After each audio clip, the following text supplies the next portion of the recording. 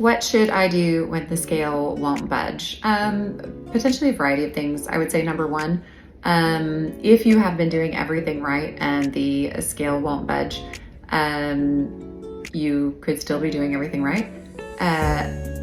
Just because the number on the scale doesn't change doesn't mean that you aren't changing. So the first thing I would get, what I would do is if you have a baseline body composition scan, I would get another one. So I've done this like a whole like psychopath.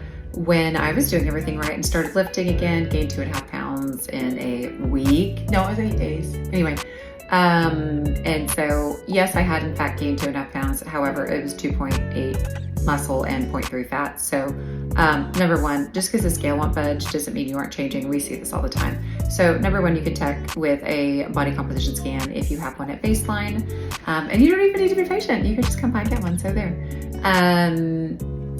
You also, this is when we sort of advocate tracking, not with like a win-lose kind of thing, but as an investigation. And so to me, if the scale is not progressing, it sort of triggers a like reevaluation, right? So while most of the time in my practice, we want everyone to get along with surveillance weighing and mindful and intuitive eating, inevitably you're going to hit a plateau, not because there's something wrong with you, but because you're human. And so, when you hit it, when everything slows down, I would generally want you to like what we call check-in, right? Which would just be to track your food,